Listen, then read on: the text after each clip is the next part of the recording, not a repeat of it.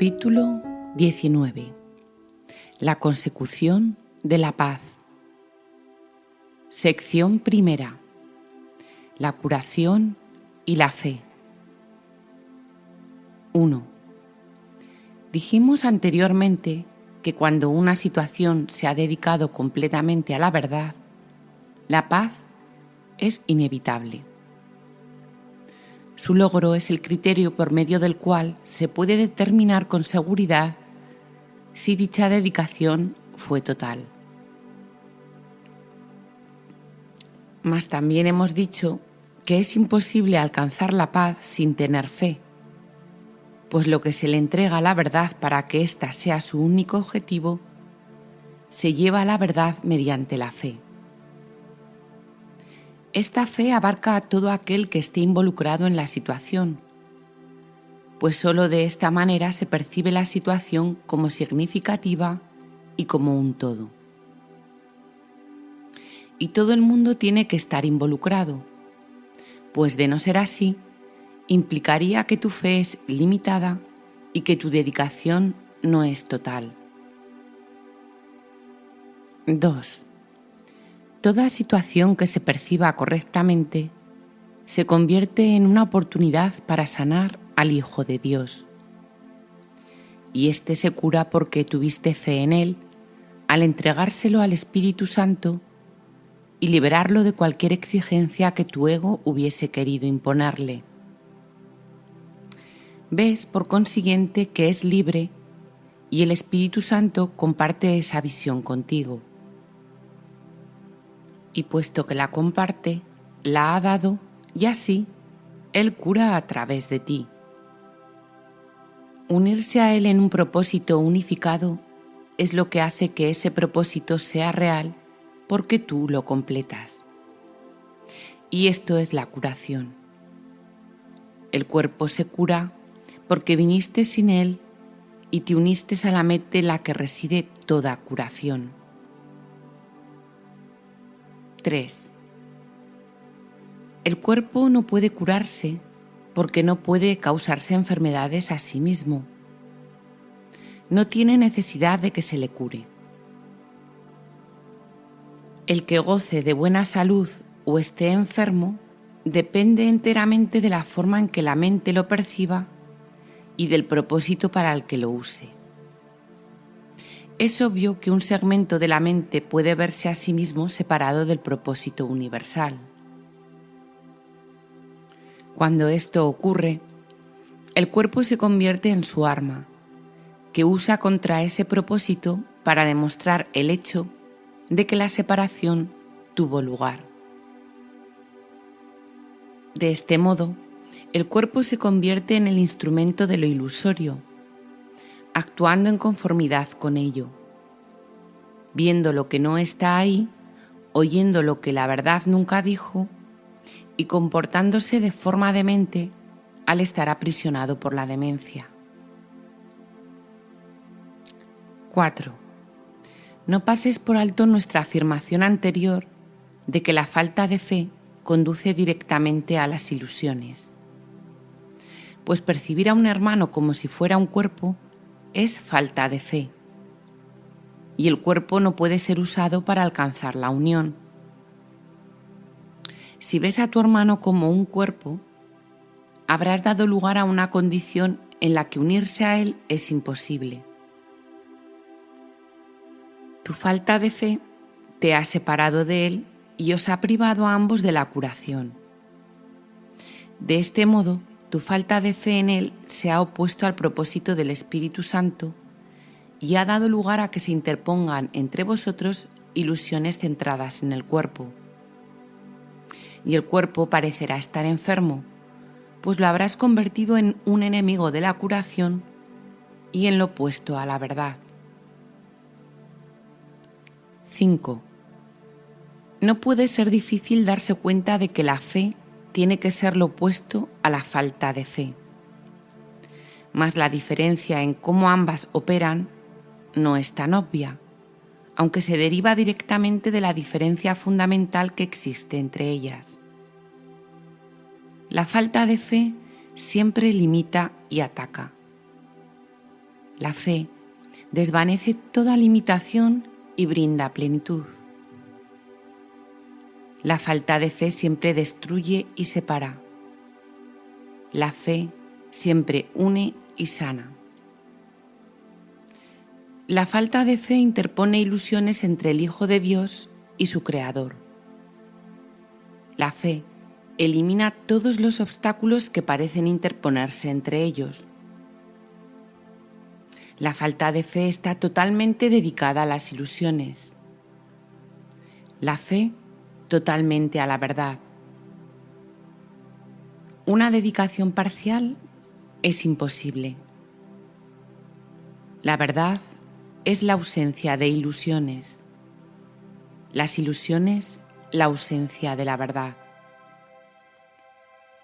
Ambas no pueden coexistir ni percibirse en el mismo lugar. Dedicarte a ambas es establecer un objetivo por siempre inalcanzable, pues parte de él se intenta alcanzar a través del cuerpo, al que se considera el medio por el que se procura encontrar la realidad mediante el ataque. La otra parte quiere sanar y por lo tanto apela a la mente y no al cuerpo.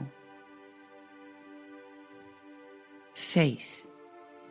La transigencia que inevitablemente se hace es creer que el cuerpo, y no la mente, es el que tiene que ser curado, pues este objetivo dividido ha otorgado la misma realidad a ambos, lo cual sería posible solo si la mente estuviera limitada al cuerpo y dividida en pequeñas partes que aparentan ser íntegras, pero que no están conectadas entre sí. Esto no le hará daño al cuerpo, pero mantendrá intacto en la mente el sistema de pensamiento ilusorio. La mente, pues, es la que tiene necesidad de curación. Y en ella es donde se encuentra. Pues Dios no concedió la curación como algo aparte de la enfermedad, ni estableció el remedio donde la enfermedad no puede estar. La enfermedad y el remedio se encuentran en el mismo lugar, y cuando se ven uno al lado del otro, reconoces que todo intento de mantener a la verdad y a la ilusión en la mente, donde ambas necesariamente están, es estar dedicado a las ilusiones.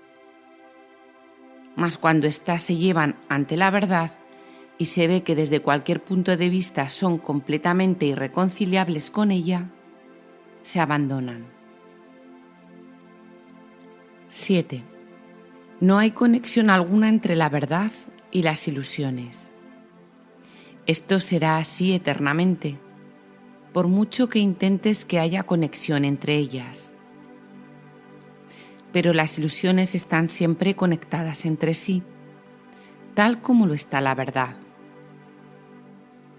Tanto las ilusiones como la verdad gozan de cohesión interna y constituyen un sistema de pensamiento completo en sí mismo, aunque totalmente desconectado del otro. Percibir esto es reconocer dónde se encuentra la separación y dónde debe subsanarse. El resultado de una idea no está nunca separado de su fuente.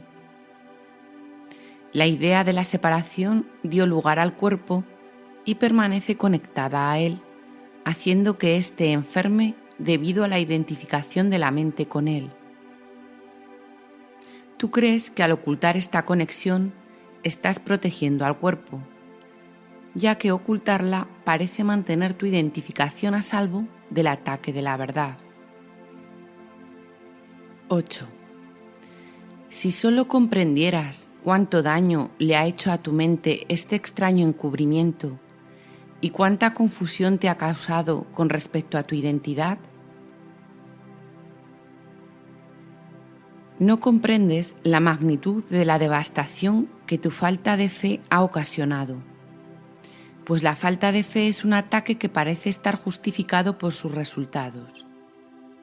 Pues al negar la fe, ves lo que no es digno de ella, y no puedes mirar más allá de esta barrera a lo que se encuentra unido a ti. 9. Tener fe es sanar.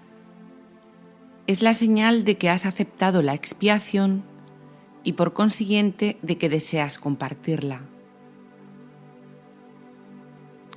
Mediante la fe, ofreces el regalo de liberación del pasado que recibiste. No te vales de nada que tu hermano haya hecho antes para condenarlo ahora. Eliges libremente pasar por alto sus errores, al mirar más allá de todas las barreras que hay entre tú y él y veros a los dos cual uno solo. Y en esa unidad que contemplas, tu fe está plenamente justificada. La falta de fe nunca está justificada. La fe, en cambio, siempre lo está. 10. La fe es lo opuesto al miedo y forma parte del amor tal como el miedo forma parte del ataque. La fe es el reconocimiento de la unión.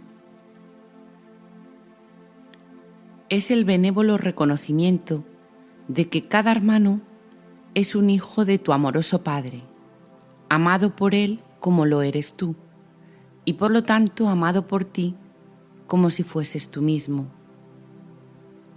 Su amor es lo que te une a tu hermano, y debido a su amor no desearías mantener a nadie excluido del tuyo. Cada hermano aparece tal como se le percibe en el instante santo, unido a ti en tu propósito de ser liberado de la culpa.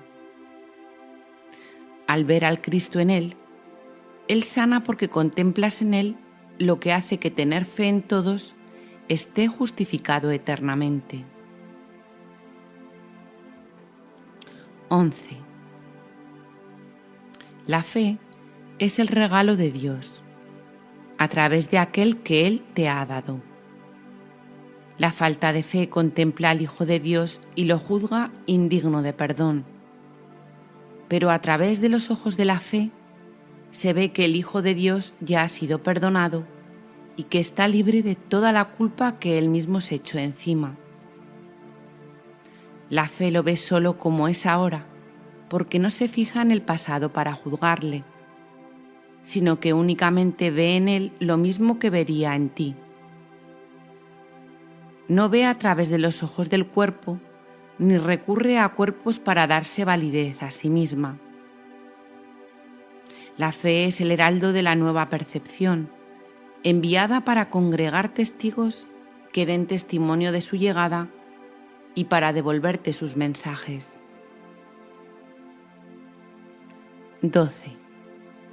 La fe puede intercambiarse tan fácilmente por el conocimiento como el mundo real, pues la fe surge de la percepción del Espíritu Santo y es señal de que compartes esa percepción con Él.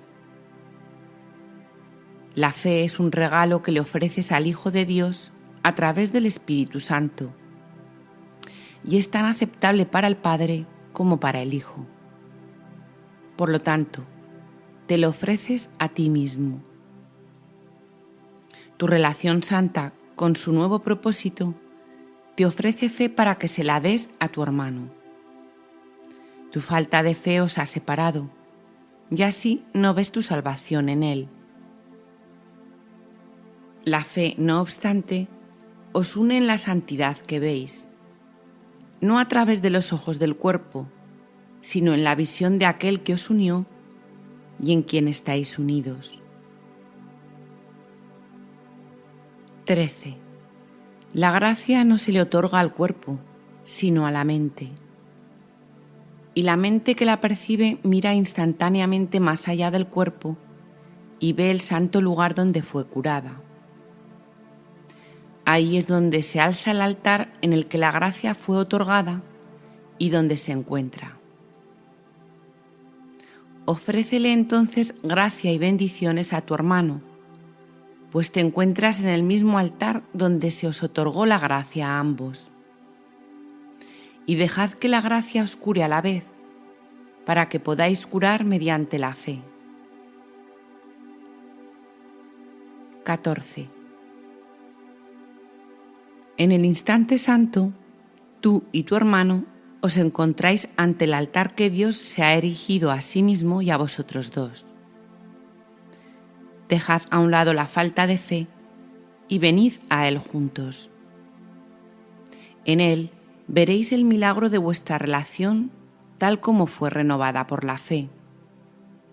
Y en Él os daréis cuenta de que no hay nada que la fe no pueda perdonar.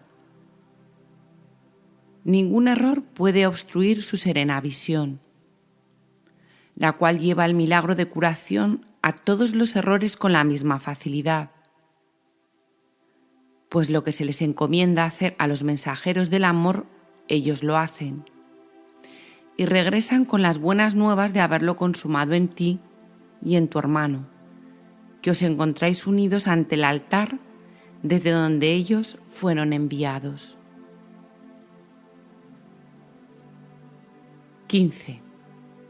De la misma manera en que la falta de fe mantendría vuestros míseros reinos yermos y separados, del mismo modo la fe ayudará al Espíritu Santo a preparar el terreno para el santísimo jardín en que Él quiere convertirlo. Pues la fe brinda paz y así le pide a la verdad que entre y embellezca lo que ya fue preparado para la hermosura. La verdad sigue muy cerca a la fe y a la paz y completa el proceso de embellecimiento que ellas comienzan. Pues la fe sigue siendo una de las metas del aprendizaje, que deja de ser necesaria una vez que la lección se ha aprendido. La verdad, en cambio, jamás se ausentará. 16. Dedícate, por lo tanto, a lo eterno y aprende a no ser un obstáculo para ello ni a convertirlo en un esclavo del tiempo. Pues lo que crees hacerle a lo eterno, te lo haces a ti mismo.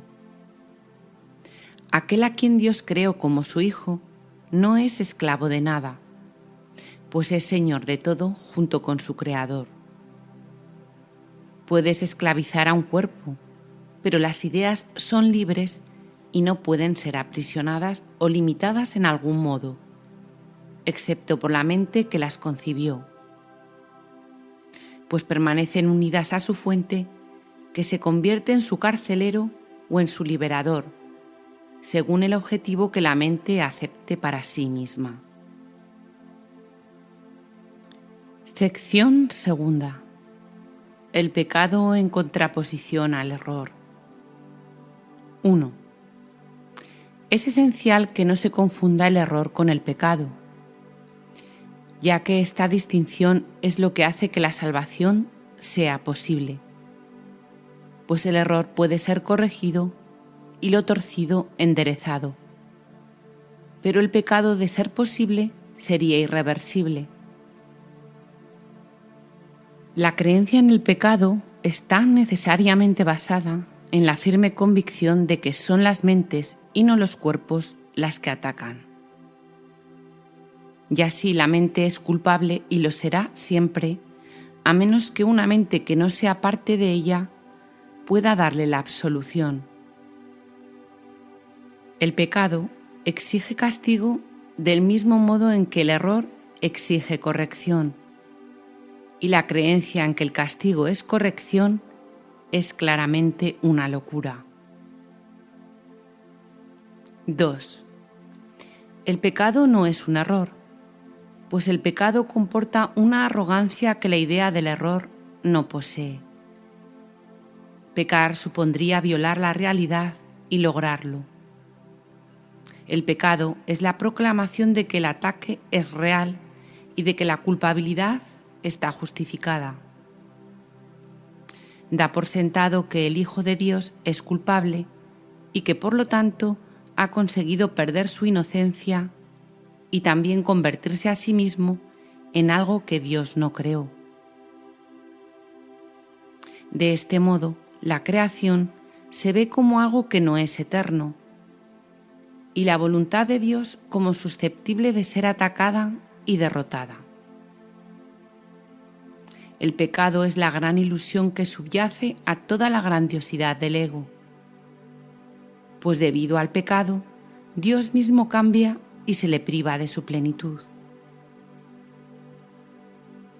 3. El Hijo de Dios puede estar equivocado, engañarse a sí mismo e incluso usar el poder de su mente contra sí mismo. Pero no puede pecar. No puede hacer nada que en modo alguno altere su realidad o que haga que realmente sea culpable. Eso es lo que el pecado quisiera hacer, pues ese es su propósito. Mas a pesar de toda la salvaje demencia inherente a la idea del pecado, este sigue siendo imposible, pues el costo del pecado es la muerte. Mas, ¿cómo podría perecer lo que es inmortal? 4. Uno de los principales dogmas de la descabellada religión del ego es que el pecado no es un error, sino que es verdad y que la inocencia es la que pretende engañarnos. La pureza se considera arrogancia y la aceptación de nuestro ser como algo pecaminoso se percibe como santidad. Y es esta doctrina la que sustituye a la realidad del Hijo de Dios, tal como su Padre lo creó y tal como dispuso que fuera para siempre. ¿Es esto humildad? ¿O es más bien un intento de desgajar a la creación de la verdad y mantenerla aparte? 5. El ego siempre considerará injustificable cualquier intento de reinterpretar el pecado como un error. La idea del pecado es absolutamente sacrosanta en su sistema de pensamiento y solo puede abordarse con respeto y temor reverente. Es el concepto más sagrado del sistema del ego, bello y poderoso, completamente cierto y protegido a toda costa por cada una de las defensas que el ego tiene a su disposición. Pues en el pecado radica su mejor defensa, a la que todas las demás sirven. El pecado es su armadura, su protección y el propósito fundamental de la relación especial, tal como el ego la interpreta.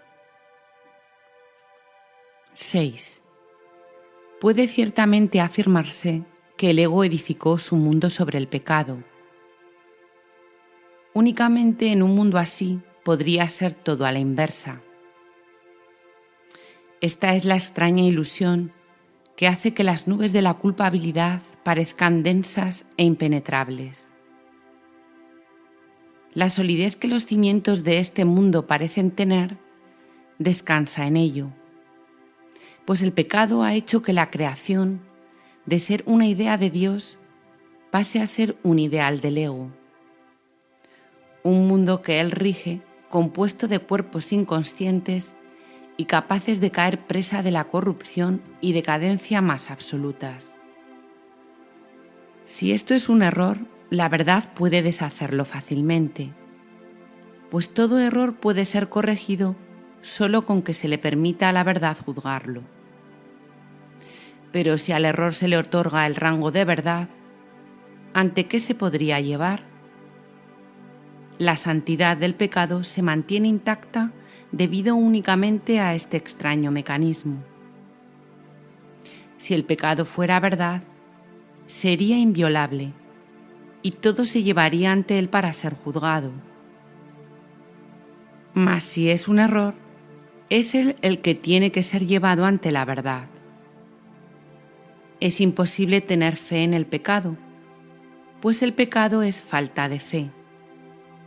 Mas es posible tener fe en el hecho de que cualquier error puede ser corregido. 7. No hay un solo baluarte en toda la ciudadela fortificada del ego más celosamente defendido que la idea de que el pecado es real y de que es la expresión natural de lo que el Hijo de Dios ha hecho de sí mismo y de lo que es. Para el ego eso no es un error, pues esa es su realidad, la verdad de que nunca se podrá escapar. Ese es su pasado, su presente y su futuro. Pues de alguna manera el hijo se las ha arreglado para corromper a su padre y hacerle cambiar de parecer por completo. Llora pues la muerte de Dios a quien el pecado asesinó. Este sería el deseo del ego, que en su demencia cree haberlo logrado. 8. ¿No preferirías que todo esto no fuera más que una equivocación completamente corregible y de la que fuera tan fácil escapar que rectificarla totalmente sería tan sencillo como atravesar la neblina y llegar hasta el sol? Pues eso es todo lo que es. Quizá te sientas tentado de coincidir con el ego en que es mucho mejor ser pecador que estar equivocado. Mas piensa detenidamente antes de permitirte a ti mismo tomar esa decisión. No la tomes a la ligera, pues es la elección entre el cielo y el infierno. Sección tercera. La irrealidad del pecado. 1.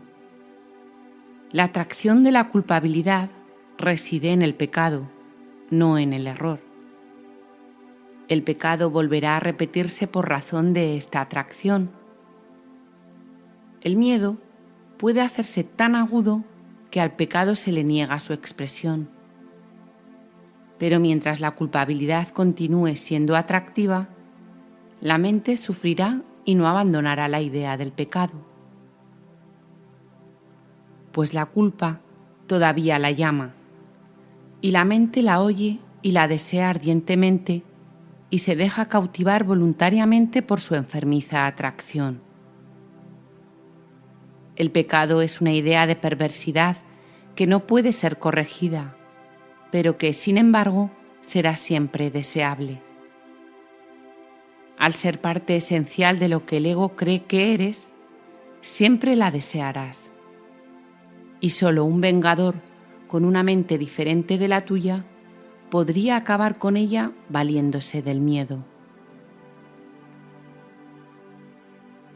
2. El ego no cree que sea posible que lo que realmente invoca al pecado es el amor y no al miedo, y que el amor siempre responde. Pues el ego lleva al pecado ante el miedo exigiendo castigo. Mas el castigo no es sino otra forma de proteger la culpa, pues lo que merece castigo tuvo que haber sucedido realmente. El castigo es siempre el gran protector del pecado, al que trata con respeto y a quien honra por su perversidad. Lo que clama por castigo tiene que ser verdad, y lo que es verdad no puede sino ser eterno, y seguirá repitiéndose sin cesar, pues deseas lo que consideras real y no lo abandonas. 3. Un error, en cambio, no ejerce atracción. Lo que ves claramente como una equivocación, deseas que se corrija. A veces un pecado se comete una y otra vez, con resultados obviamente angustiosos, pero sin perder su atractivo. Mas de pronto cambia su condición, de modo que de ser un pecado pase a ser simplemente un error. Ahora ya no lo seguirás cometiendo. Simplemente no lo volverás a hacer y te desprenderás de él a menos que todavía te sigas sintiendo culpable. Y en ese caso no harás sino cambiar una forma de pecado por otra, reconociendo que era un error, pero impidiendo su corrección. Eso no supone realmente un cambio en tu percepción, pues es el pecado y no el error el que exige castigo.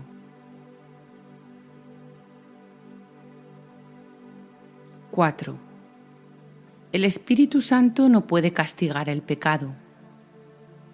Reconoce los errores y su deseo es corregirlos tal como Dios le encargó que hiciera. Pero no conoce el pecado ni tampoco puede ver errores que no puedan ser corregidos. Pues la idea de un error incorregible no tiene sentido para él. Lo único que el error pide es corrección, y eso es todo. Lo que pide castigo no está realmente pidiendo nada. Todo error es necesariamente una petición de amor. ¿Qué es entonces el pecado? ¿Qué otra cosa podría ser sino una equivocación que quieres mantener oculta, una petición de ayuda que no quieres que sea oída y que por ende se queda sin contestar? 5. En el tiempo, el Espíritu Santo ve claramente que el Hijo de Dios puede cometer errores. En esto comparte su visión, mas no comparte su criterio con respecto a la diferencia que existe entre el tiempo y la eternidad. Y cuando la corrección se completa, el tiempo se convierte en eternidad. El Espíritu Santo puede enseñarte a ver el tiempo de manera diferente y a ver más allá de él, pero no podrá hacerlo mientras sigas creyendo en el pecado. En el error puedes creer, pues éste puede ser corregido por la mente, pero el pecado es la creencia de que tu percepción es inalterable y de que la mente tiene que aceptar como verdadero lo que le dicta la percepción. Si la mente no obedece, se la juzga como desquiciada. De ese modo la mente, que es el único poder que podría cambiar la percepción, se mantiene en un estado de impotencia y restringida al cuerpo por miedo al cambio de percepción que su maestro, que es uno con ella, le brindaría. 6. Cuando te sientas tentado de pensar que el pecado es real, recuerda esto. Si el pecado es real, ni tú ni Dios lo sois. Si la creación es extensión, el Creador tiene que haberse extendido a sí mismo, y es imposible que lo que forma parte de él sea completamente diferente del resto. Si el pecado es real, Dios no puede sino estar en pugna consigo mismo. Tiene que estar dividido, debatiéndose entre el bien y el mal, ser en parte cuerdo y en parte demente, pues tiene que haber creado aquello que quiere destruirlo y que tiene el poder de hacerlo. ¿No sería más fácil creer que has estado equivocado que creer eso? 7. Mientras creas que tu realidad o la de tu hermano está limitada a un cuerpo, seguirás creyendo en el pecado. Mientras creas que los cuerpos se pueden unir, seguirás encontrando atractiva la culpa y considerando el pecado como algo de inestimable valor. Pues la creencia de que los cuerpos limitan a la mente conduce a una percepción del mundo en la que la prueba de la separación parece abundar por todas partes. De este modo, Dios y su creación parecen estar separados y haber sido derrocados. Pues el pecado demostraría que lo que Dios creó santo no puede prevalecer contra él ni seguir siendo lo que es ante su poderío. Al pecado se le percibe como algo más poderoso que Dios, ante el cual Dios mismo se tiene que postrar y ofrecer su creación a su conquistador. ¿Es esto humildad o demencia? 8. Si el pecado es real, tiene que estar permanentemente excluido de cualquier esperanza de curación, pues en ese caso habría un poder que trascendería al de Dios, un poder capaz de fabricar otra voluntad que puede atacar y derrotar su voluntad, así como conferirle a su Hijo una voluntad distinta de la suya y más fuerte. Y cada parte fragmentada de la creación de Dios tendría una voluntad diferente, opuesta a la suya y en eterna oposición a Él y a las demás. Tu relación santa tiene ahora como propósito la meta de demostrar que eso es imposible. El cielo le ha sonreído y en su sonrisa de amor la creencia en el pecado ha sido erradicada. Todavía lo ves porque no te das cuenta de que sus cimientos han desaparecido. Su fuente ya ha sido eliminada y solo puedes abrigarlo por un breve periodo de tiempo antes de que desaparezca del todo. Lo único que queda es el hábito de buscarlo. 9. Sin embargo, al contemplar el pecado con la sonrisa del cielo en tus labios y con la bendición del cielo en tu mirada, no seguirás viéndolo por mucho más tiempo, pues en la nueva percepción la mente lo corrige cuando parece presentarse y se vuelve invisible. Los errores se reconocen de inmediato y se llevan enseguida ante la corrección para que sean subsanados y no ocultados. Serás curado del pecado y de todas sus atrocidades en el instante en que dejes de conferirle poder sobre tu hermano, y lo ayudarás a superar sus errores al liberarlo jubilosamente de la creencia en el pecado. 10. En el instante santo verás refulgir la sonrisa del cielo sobre ti y sobre tu hermano, y derramarás luz sobre él, en jubiloso reconocimiento de la gracia que se te ha concedido. Pues el pecado no puede prevalecer contra una unión que el cielo ve con beneplácito. Tu percepción sanó en el instante santo que el cielo te concedió. Olvídate de lo que has visto y eleva tus ojos con fe hacia lo que ahora puedes ver. Las barreras que impiden el paso al cielo desaparecerán ante tu santa mirada, pues a ti que eras ciego se te ha concedido la visión y ahora puedes ver. No busques lo que ha sido eliminado, sino la gloria que ha sido restituida para que la veas. 11. Mira a tu Redentor y contempla lo que Él quiere que veas en tu hermano, y no permitas que el pecado se alce nuevamente y ciegue tus ojos, pues el pecado te mantendría separado de Él, pero tu Redentor quiere que veas a tu hermano como a ti mismo.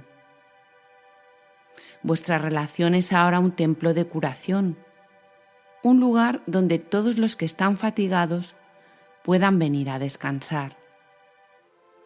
En ella se encuentra el descanso que les espera a todos después de la jornada. Y gracias a vuestra relación, todos ellos se encuentran más cerca de ese descanso. Sección cuarta. Los obstáculos a la paz. 1. A medida que la paz comience a extenderse desde lo más profundo de tu ser para abarcar a toda la filiación y ofrecerle descanso, se topará con muchos obstáculos. Algunos de ellos los tratarás de imponer tú, otros parecerán provenir de otras partes, de tus hermanos o de diversos aspectos del mundo externo. La paz, no obstante, los envolverá dulcemente a todos, extendiéndose más allá de ellos sin obstrucción alguna. La extensión del propósito del Espíritu Santo desde tu relación a otras personas para incluirlas amorosamente dentro de ella es la manera en que Él armonizará medios y fin. La paz que Él ha depositado muy hondo dentro de ti y de tu hermano se extenderá quedamente a cada aspecto de vuestras vidas, rodeándoos ambos de radiante felicidad y con la sosegada certeza de que gozáis de absoluta protección.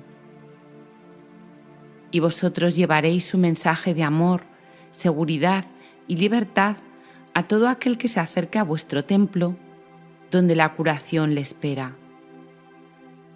No tendréis que esperar para darle esto, pues lo llamaréis y él os responderá, reconociendo en vuestra llamada la llamada de Dios. Y vosotros lo albergaréis y le daréis descanso tal como se os dio a vosotros. 2. Harás todo esto.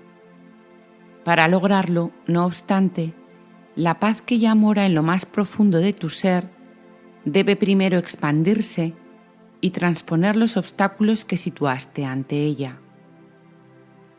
Esto es lo que harás, pues nada que se emprenda con el Espíritu Santo queda inconcluso.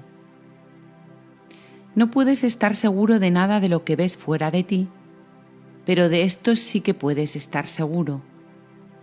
El Espíritu Santo te pide que le ofrezcas un lugar de reposo donde puedas descansar en él. Él te contestó y entró a formar parte de vuestra relación.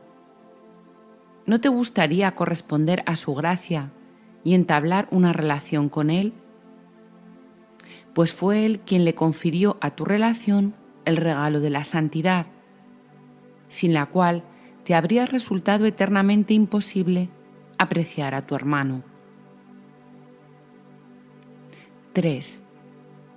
Él solo te pide que aceptes por él la gratitud que le debes.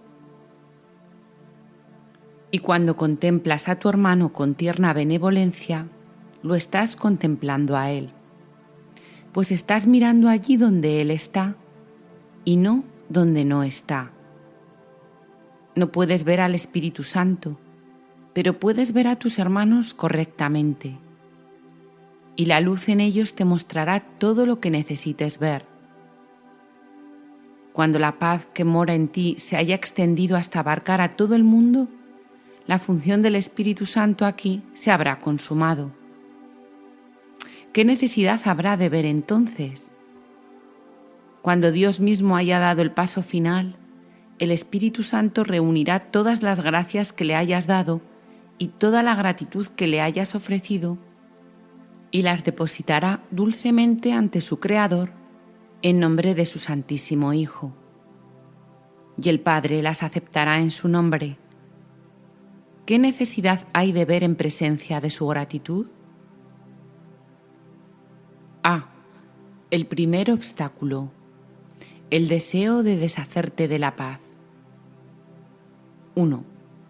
El primer obstáculo que la paz debe salvar es tu deseo de deshacerte de ella, pues no puede extenderse a menos que la conserves. Tú eres el centro desde donde ella irradia hacia afuera para invitar a otros a entrar.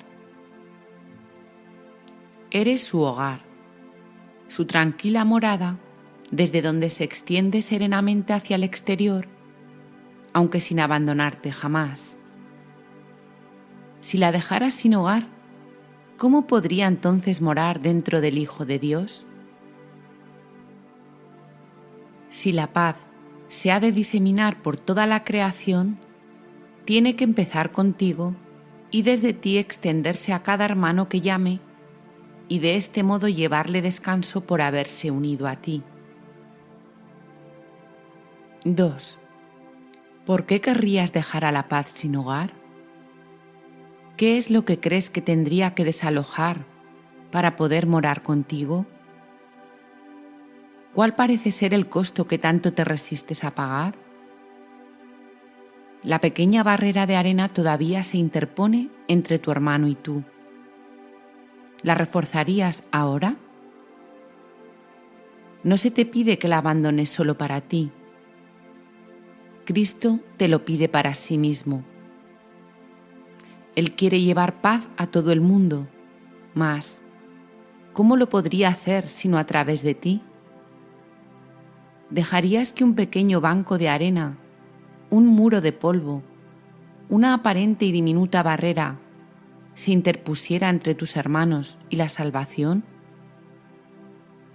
Sin embargo, este diminuto residuo de ataque que todavía tienes en tanta estima para poder usarlo contra tu hermano, es el primer obstáculo con el que la paz que mora en ti se topa en su expansión.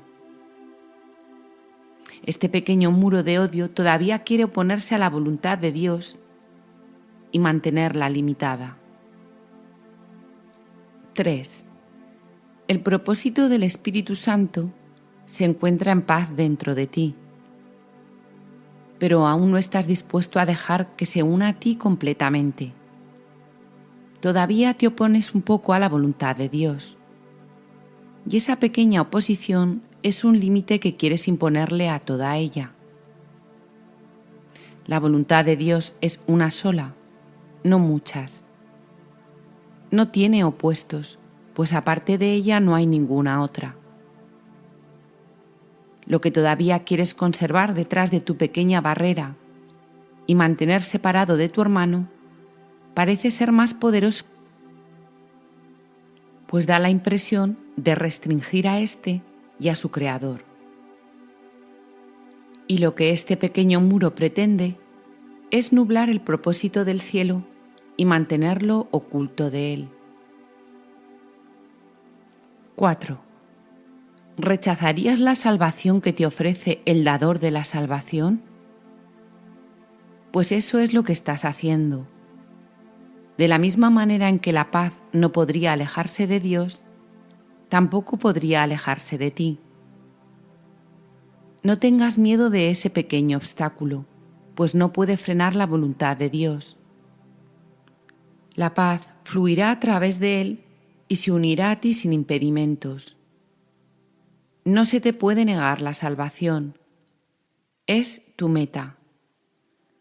Aparte de eso, no hay nada más que elegir. No tienes ninguna meta aparte de la de unirte a tu hermano, ni ninguna aparte de aquella que le pediste al Espíritu Santo que compartiera contigo. El pequeño muro se derrumbará silenciosamente bajo las alas de la paz, pues la paz enviará sus mensajeros desde ti a todo el mundo, y las barreras se derrumbarán ante su llegada con la misma facilidad con las que superará aquellas que tú interpongas. 5. Vencer al mundo no es más difícil que superar tu pequeño muro, pues en el milagro de tu relación santa, una vez libre de esa barrera, se encuentran todos los milagros. No hay grados de dificultad en los milagros, pues todos ellos son el mismo. Cada uno supone una dulce victoria de la atracción del amor sobre la atracción de la culpabilidad. ¿Cómo no iba a poder lograrse esto donde quiera que se emprendiera? La culpa no puede levantar barreras reales contra ello. Y todo lo que parece interponerse entre tu hermano y tú tiene que desaparecer por razón de la llamada que contestaste. Desde ti que respondiste, aquel que te contestó quisiera llamar a otros. Su hogar reside en tu relación santa. No trates de interponerte entre él y su santo propósito, pues es también el tuyo. Permítele, en cambio, que extienda dulcemente el milagro de vuestra relación a todos los que están incluidos en dicho milagro, tal como fue concebido. 6. Reina un silencio en el cielo, una feliz expectativa, un pequeño respiro lleno de júbilo en reconocimiento del final de la jornada. Pues el cielo te conoce bien, tal como tú lo conoces a él. Ninguna ilusión se interpone ahora entre tu hermano y tú. No pongas tu atención en el pequeño muro de sombras. El sol se ha elevado por encima de él. ¿Cómo iba a poder una sombra impedir que vieses el sol? De igual modo, las sombras tampoco pueden ocultar de ti la luz en la que a las ilusiones les llega a su fin. todo milagro no es más que el final de una ilusión. Tal fue la jornada, tal su final. Y en la meta de la verdad que aceptaste, a todas las ilusiones les llegará a su fin. 7. El insignificante y demente deseo de deshacerte de aquel que invitaste y expulsarlo no puede sino generar conflicto. A medida que contemplas el mundo, ese insignificante deseo, desarraigado y flotando a la deriva, puede posarse brevemente sobre cualquier cosa, pues ahora no tiene ningún propósito. Antes de que el Espíritu Santo entrara a morar contigo, parecía tener un magno objetivo: la dedicación fija e inalterable al pecado y a sus resultados. Ahora deambula sin rumbo, vagando a la deriva, causando tan solo pequeñas interrupciones en la llamada del amor. 8.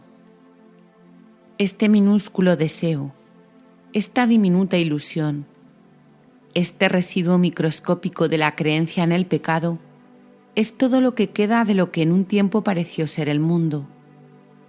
Ya no es una inexorable barrera a la paz. Su vano deambular hace que sus resultados parezcan ser más erráticos e impredecibles que antes.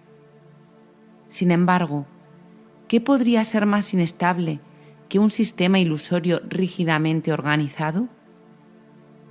Su aparente estabilidad no es otra cosa que la debilidad que lo envuelve, la cual lo abarca todo. La variabilidad que el pequeño residuo produce indica simplemente cuán limitados son sus resultados. 9. ¿Cuán poderosa puede ser una diminuta pluma ante las inmensas alas de la verdad? ¿Podría acaso oponerse al vuelo de un águila o impedir el avance del verano? ¿Podría interferir en los efectos que el sol veraniego produciría sobre un jardín cubierto de nieve? Ve con cuánta facilidad se puede levantar y transportar este pequeño vestigio para no volver jamás. Despídete de él con alegría, no con pesar, pues de por sí no es nada ni significaba nada cuando la fe que tenías en su protección era mayor. ¿No preferirías darle la bienvenida al cálido sol veraniego, en lugar de poner tu atención en un copo de nieve que está derritiéndose y tiritar al acordarte del frío invernal? La atracción de la culpabilidad. 10. La atracción de la culpabilidad hace que se le tenga miedo al amor, pues el amor nunca se fijaría en la culpabilidad en absoluto.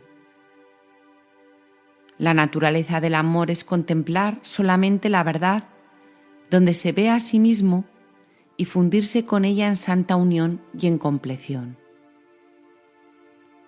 De la misma forma en que el amor no puede sino mirar más allá del miedo, así el miedo no puede ver el amor, pues en el amor reside el fin de la culpa tan inequívocamente como que el miedo depende de ella. El amor solo se siente atraído por el amor. Al pasar por alto completamente a la culpa, el amor no ve el miedo. Al estar totalmente desprovisto de ataque, es imposible que pueda temer. El miedo se siente atraído por lo que el amor no ve. Y ambos creen que lo que el otro ve no existe. El miedo contempla la culpabilidad con la misma devoción con la que el amor se contempla a sí mismo. Y cada uno de ellos envía sus mensajeros, que retornan con mensajes escritos en el mismo lenguaje que se utilizó al enviarlos. 11. El amor envía a sus mensajeros tiernamente, y estos retornan con mensajes de amor y de ternura. A los mensajeros del miedo se les ordena con aspereza que vayan en busca de culpa y que hagan acopio de cualquier retazo de maldad y de pecado que puedan encontrar sin que se les escape ninguno, so pena de muerte, y que los depositen ante su Señor y Amo respetuosamente.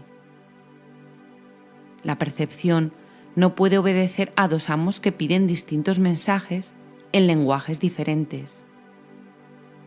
El amor pasa por alto aquello en lo que el miedo se cebaría. Lo que el miedo exige, el amor ni siquiera lo puede ver. La intensa atracción que la culpabilidad siente por el miedo está completamente ausente de la tierna percepción del amor. Lo que el amor contempla no significa nada para el miedo y es completamente invisible. 12. Las relaciones que se entablan en este mundo son el resultado de cómo se ve el mundo.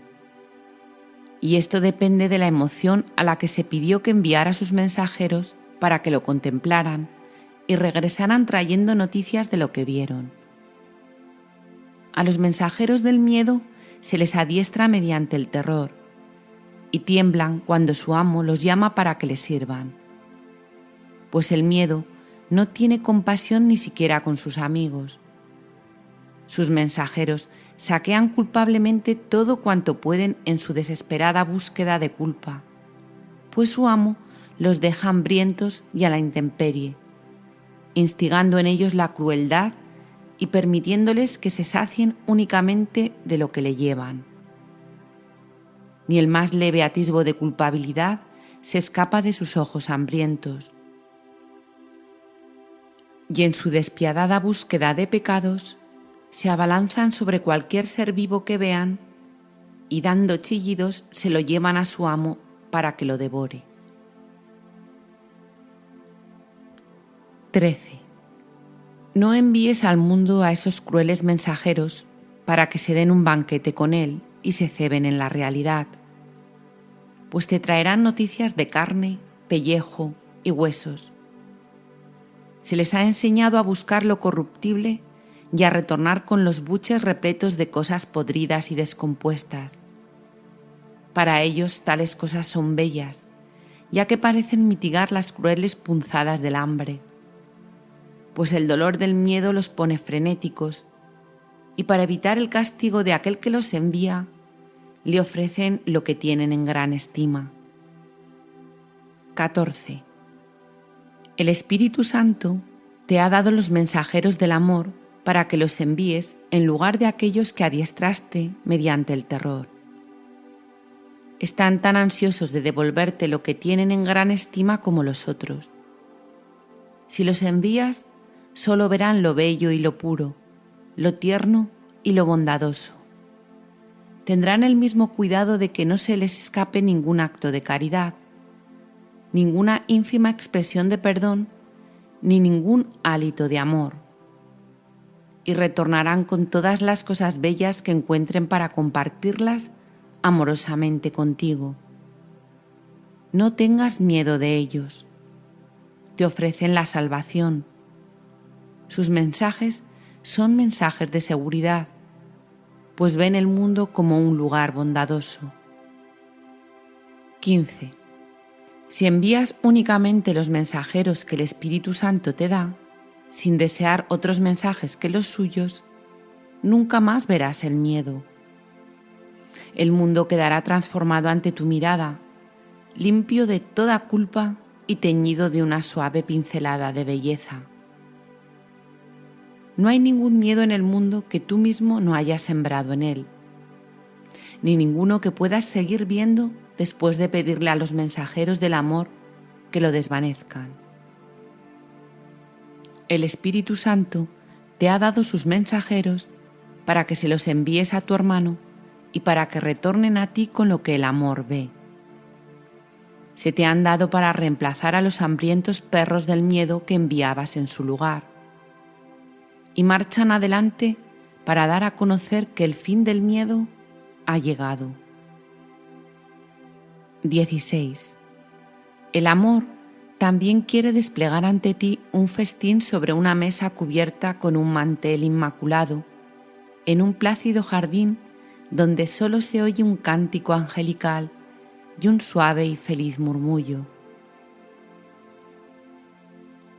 Es este un banquete en honor de tu relación santa, en el que todo el mundo es un invitado de honor. Y en un instante santo, todos bendecís la mesa de comunión juntos, al uniros fraternalmente ante ella. Yo me uniré a vosotros ahí, tal como lo prometí hace mucho tiempo y como todavía lo sigo prometiendo, pues en vuestra nueva relación se me da la bienvenida, y donde se me da la bienvenida, allí estoy. 17. Se me da la bienvenida en un estado de gracia, lo cual quiere decir que finalmente me has perdonado, pues me convertí en el símbolo de tu pecado y por esa razón tuve que morir en tu lugar. Para el ego el pecado significa muerte, y así la expiación se alcanza mediante el asesinato. Se considera que la salvación es un medio a través del cual el Hijo de Dios fue asesinado en tu lugar. Mas, ¿iba acaso a ofrecerte mi cuerpo a ti, a quien amo, sabiendo lo insignificante que es? ¿O por el contrario, te enseñaría que los cuerpos no nos pueden separar? Mi cuerpo no fue más valioso que el tuyo, ni fue tampoco un mejor instrumento para comunicar lo que es la salvación, si bien no su fuente. Nadie puede morir por otro, y la muerte no expía los pecados, pero puedes vivir para demostrar que la muerte no es real. El cuerpo ciertamente parecerá ser el símbolo del pecado mientras creas que puede proporcionarte lo que deseas. Y mientras creas que puede darte placer, creerás también que puede causarte dolor. Pensar que podrías estar contento y satisfecho con tan poco es herirte a ti mismo. Y limitar la felicidad de la que podrías gozar es recurrir al dolor para que llene tus escasas reservas y haga tu vida más plena. Esto es compleción tal como el ego lo entiende, pues la culpa se infiltra subrepticiamente allí donde se ha desplazado a la felicidad y la sustituye. La comunión es otra forma de compleción que se extiende más allá de la culpa porque se extiende más allá del cuerpo. B. El segundo obstáculo. La creencia de que el cuerpo es valioso por razón de lo que ofrece. 1. Dijimos que el primer obstáculo que la paz tiene que superar es tu deseo de deshacerte de ella. Allí donde la atracción de la culpabilidad impera, no se desea la paz. El segundo obstáculo que la paz tiene que superar, el cual está estrechamente vinculado al primero, es la creencia de que el cuerpo es valioso por razón de lo que ofrece. Pues aquí la atracción de la culpabilidad se pone de manifiesto en el cuerpo y se ve en él. 2. Ese es el tesoro que crees que la paz te arrebataría. De esto es de lo que crees que te despojaría, dejándote sin hogar. Y esta es la razón por la que le negarías a la paz un hogar. Consideras que ello supone un sacrificio enorme y que se te está pidiendo demasiado. Mas, ¿se trata realmente de un sacrificio o de una liberación? ¿Qué te ha dado realmente el cuerpo que justifique tu extraña creencia de que la salvación radica en él? ¿No te das cuenta de que eso es la creencia en la muerte? En esto es en lo que se centra la percepción según la cual la expiación es un asesinato. He aquí la fuente de la idea de que el amor es miedo. 3. A los mensajeros del Espíritu Santo se les envía mucho más allá del cuerpo, para que exhorten a la mente a unirse en santa unión y a estar en paz. Tal es el mensaje que yo les di para ti. Solo los mensajeros del miedo ven el cuerpo, pues van en busca de lo que puede sufrir. ¿Es acaso un sacrificio que se le aparte a uno de lo que puede sufrir? El Espíritu Santo no te exige que sacrifiques la esperanza de obtener placer a través del cuerpo, pues no hay esperanza alguna de que el cuerpo te pueda proporcionar placer, pero tampoco puede hacer que tengas miedo del dolor. El dolor es el único sacrificio que el Espíritu Santo te pide y lo que quiere eliminar. 4. La paz se extiende desde ti únicamente hasta lo eterno, y lo hace desde lo eterno en ti. Fluye a través de todo lo demás. El segundo obstáculo no es más impenetrable que el primero, pues tú no quieres ni deshacerte de la paz ni limitarla. ¿Qué otra cosa pueden ser esos obstáculos que quieres interponer entre la paz y su avance, sino barreras que sitúas entre tu voluntad y su logro? Deseas la comunión, no el festín del miedo. Deseas la salvación, no el dolor de la culpa. Y deseas tener por morada a tu Padre y no a una mísera choza de barro. En tu relación santa se encuentra el Hijo de tu Padre, el cual nunca ha dejado de estar en comunión con Él ni consigo mismo. Cuando acordaste unirte a tu hermano, reconociste esto. Reconocer eso no te cuesta nada, sino que te libera de tener que hacer cualquier clase de pago. 5. Has pagado un precio exorbitante por tus ilusiones, y nada de eso por lo que tanto has pagado te ha brindado paz. ¿No te alegra saber que el cielo no puede ser sacrificado y que no se te puede pedir ningún sacrificio? No puedes interponer ningún obstáculo en nuestra unión, pues yo ya formo parte de tu relación santa. Juntos superaremos cualquier obstáculo, pues nos encontramos ya dentro del portal, no fuera. Cuán fácilmente se abren las puertas desde dentro, dando paso a la paz para que bendiga a un mundo agotado.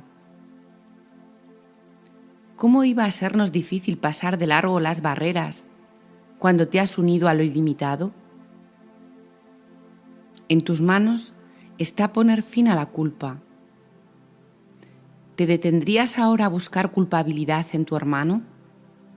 6. Deja que yo sea para ti el símbolo del fin de la culpa y contempla a tu hermano como me contemplarías a mí. Perdóname por todos los pecados que crees que el Hijo de Dios cometió. Y a la luz de tu perdón, Él recordará quién es y se olvidará de lo que nunca fue. Te pido perdón, pues si tú eres culpable, también lo tengo que ser yo. Mas si yo superé la culpa y vencí al mundo, tú estabas conmigo. ¿Qué quieres ver en mí? ¿El símbolo de la culpa o el fin de esta? Pues recuerda que lo que yo signifique para ti es lo que verás dentro de ti mismo. 7. Desde tu relación santa la verdad proclama la verdad y el amor se contempla a sí mismo. La salvación fluye desde lo más profundo del hogar que nos ofrecisteis a mi Padre y a mí. Y allí estamos juntos, en la serena comunión en la que el Padre y el Hijo están unidos. Venid, oh fieles, a la santa unión del Padre y del Hijo en vosotros. Y no os mantengáis aparte de lo que se os ofrece, como muestra de agradecimiento por haberle dado a la paz su hogar en el cielo. Llevad a todo el mundo el jubiloso mensaje del fin de la culpa, y todo el mundo contestará. Piensa en lo feliz que te sentirás cuando todos den testimonio del fin del pecado y te muestren que el poder de éste ha desaparecido para siempre. ¿Dónde puede seguir habiendo culpabilidad una vez que la creencia en el pecado ha desaparecido? ¿Y dónde está la muerte una vez que se ha dejado de oír para siempre a su gran defensor? 8. Perdóname por tus ilusiones y libérame del castigo que me quieres imponer por lo que no hice. Y al enseñarle a tu hermano a ser libre, aprenderás lo que es la libertad que yo enseñé y por lo tanto me liberarás. Formo parte de tu relación santa. Sin embargo, preferirías aprisionarme tras los obstáculos que interpones a la libertad e impedirme llegar hasta ti. Mas no es posible mantener alejado a uno que ya está ahí. Y en él se hace posible que nuestra comunión, en la que ya estamos unidos, sea el foco de la nueva percepción que derramará la luz que reside en ti por todo el mundo. La atracción del dolor. 9. Tu pequeño papel consiste únicamente en entregarle al Espíritu Santo la idea del sacrificio en su totalidad y aceptar la paz que Él te ofrece a cambio sin imponer ningún límite que impida su extensión, lo cual limitaría tu conciencia de ella. Pues lo que Él otorga tiene que extenderse si quieres disponer de su poder ilimitado y utilizarlo para liberar al Hijo de Dios. No es de este poder de lo que quieres deshacerte, y puesto que ya dispones de él, no puedes limitarlo. Si la paz no tiene hogar, tampoco lo tenemos ni tú ni yo. Y aquel que es nuestro hogar se queda sin hogar junto con nosotros. ¿Es eso lo que quieres? ¿Deseas ser un eterno vagabundo en busca de paz? ¿Pondrías tus esperanzas de paz y felicidad en lo que no puede sino fracasar? 10. Tener fe en lo eterno está siempre justificado, pues lo eterno es siempre benévolo, infinitamente paciente y completamente amoroso. Te aceptará totalmente y te colmará de paz. Pero solo se puede unir a lo que ya está en paz dentro de ti, que es tan inmortal como lo es lo eterno. El cuerpo no puede proporcionarte ni paz, ni desasosiego, ni alegría, ni dolor. Es un medio, no un fin. De por sí no tiene ningún propósito, sino solo el que se le atribuye. El cuerpo parecerá ser aquello que constituye el medio para alcanzar el objetivo que tú le asignes. Solo la mente puede fijar propósitos y solo la mente puede discernir los medios necesarios para su logro, así como justificar su uso. Tanto la paz como la culpabilidad son estados mentales que se pueden alcanzar. Y esos estados son el hogar de la emoción que los suscita, que por consiguiente es compatible con ellos. 11. Examina entonces qué es lo que es compatible contigo. Esta es la elección que tienes ante ti, y es una elección libre. Y todo lo que radica en ella vendrá con ella, y lo que crees ser jamás puede estar separado de ella. El cuerpo aparenta ser el gran traidor de la fe. En él residen la desilusión y las semillas de la falta de fe, mas solo si le pides lo que no puede dar. ¿Puede acaso ser tu error causa razonable para la depresión, la desilusión y el ataque como represalia contra lo que crees que te ha fallado? No uses tu error para justificar tu falta de fe. No has pecado, pero te has equivocado con respecto a lo que significa tener fe. Mas la corrección de tu error te dará motivos para tener fe. 12. Es imposible tratar de obtener placer a través del cuerpo y no hallar dolor. Es esencial que esta relación se entienda, ya que el ego la considera la prueba del pecado. En realidad no es punitiva en absoluto, pero sí es el resultado inevitable de equipararte con el cuerpo, lo cual es la invitación al dolor, pues le abre las puertas al miedo, haciendo que se convierta en tu propósito.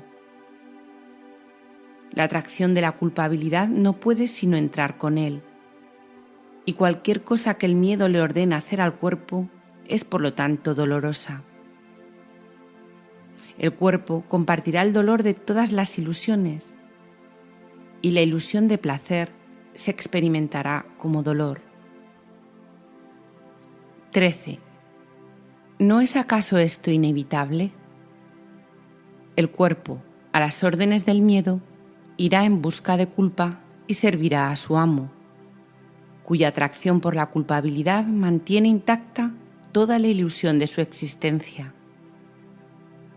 En esto consiste, pues, la atracción del dolor. Regido por esta percepción, el cuerpo se convierte en el siervo del dolor, lo persigue con un gran sentido del deber y acata la idea de que el dolor es placer. Esta es la idea que subyace a la excesiva importancia que el ego le atribuye al cuerpo, y mantiene oculta esta relación de mente, si bien se nutre de ella. A ti te enseña que el placer corporal es felicidad, mas a sí mismo se susurra, es la muerte. 14. ¿Por qué razón es el cuerpo tan importante para ti? Aquello de lo que se compone ciertamente no es valioso, y es igualmente cierto que no puede sentir nada. Te transmite las sensaciones que tú deseas, pues el cuerpo, al igual que cualquier otro medio de comunicación, recibe y transmite los mensajes que se le dan. Pero estos le son completamente indiferentes. Todos los sentimientos con los que se revisten dichos mensajes los proporcionan el emisor y el receptor. Tanto el ego como el Espíritu Santo reconocen esto, y ambos reconocen también que aquí el emisor y el receptor son uno y lo mismo. El Espíritu Santo te dice esto con alegría. El ego te lo oculta, pues no quiere que seas consciente de ello. ¿Quién transmitiría mensajes de odio y de ataque si entendiera que se los está enviando a sí mismo? ¿Quién se acusaría, se declararía culpable y se condenaría a sí mismo? 15. El ego siempre proyecta sus mensajes fuera de ti, al creer que es otro y no tú el que ha de sufrir por tus mensajes de ataque y culpa. E incluso si tú sufres, el otro ha de sufrir aún más. El supremo embaucador reconoce que esto no es verdad, pero como enemigo de la paz que es, te incita a que proyectes todos tus mensajes de odio y así te liberes a ti mismo. Y para convencerte de que esto es posible, le ordena al cuerpo que busque dolor en el ataque contra otro, lo llame placer y te lo ofrezca como tu liberación del ataque. 16. No hagas caso de su locura ni creas que lo imposible es verdad. No olvides que el ego ha consagrado el cuerpo al objetivo del pecado y que tiene absoluta fe de que el cuerpo puede lograrlo. Sus sombríos discípulos entonan incesantemente alabanzas al cuerpo en solemne celebración del poderío del ego. No hay ni uno solo que no crea que sucumbir a la atracción de la culpabilidad es la manera de escaparse del dolor. Ni uno solo de ellos puede dejar de identificarse a sí mismo con su propio cuerpo, sin el que moriría, pero dentro del cual su muerte es igualmente inevitable. 17. Los discípulos del ego no se dan cuenta de que se han consagrado a sí mismos a la muerte. Se les ha ofrecido la libertad, pero no la han aceptado, y lo que se ofrece se tiene también que aceptar para que sea verdaderamente dado. Pues el Espíritu Santo es también un medio de comunicación que recibe los mensajes del Padre y se los ofrece al Hijo. Al igual que el ego, el Espíritu Santo es a la vez emisor y receptor, pues lo que se envía a través de él retorna a él, buscándose a sí mismo en el trayecto y encontrando lo que busca. De igual manera, el ego encuentra la muerte que busca y te la devuelve. C. El tercer obstáculo: la atracción de la muerte. 1. A ti y a tu hermano, en cuya relación especial el Espíritu Santo entró a formar parte, se os ha concedido liberar y ser liberados del culto a la muerte. Pues esto fue lo que se os ofreció y vosotros lo aceptasteis. No obstante, tenéis que aprender más acerca de este extraño culto, pues encierra el tercer obstáculo que la paz debe superar. Nadie puede morir a menos que elija la muerte. Lo que parece ser el miedo a la muerte es realmente su atracción. La culpa es asimismo algo temido y temible, mas no ejerce ningún poder, excepto sobre aquellos que se sienten atraídos por ella y la buscan. Y lo mismo ocurre con la muerte. Concebida por el ego, su tenebrosa sombra se extiende sobre todo ser vivo, porque el ego es el enemigo de la vida. 2. Mas una sombra no puede matar. ¿Qué es una sombra para los que viven? Basta con que la pasen de largo para que desaparezca. ¿Y qué ocurre con aquellos cuya consagración es no vivir?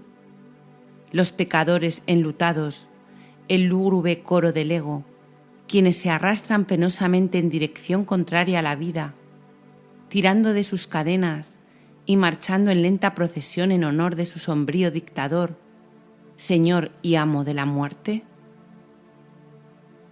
Toca a cualquiera de ellos con las dulces manos del perdón y observa cómo desaparecen sus cadenas junto con las tuyas. Ve cómo se despoja del ropaje de luto con el que iba vestido a su propio funeral y óyele reírse de la muerte. Gracias a tu perdón puede escapar de la sentencia que el pecado quería imponerle. Esto no es arrogancia, es la voluntad de Dios. ¿Qué podría ser imposible para ti que elegiste que su voluntad fuese la tuya? ¿Qué significado podría tener la muerte para ti?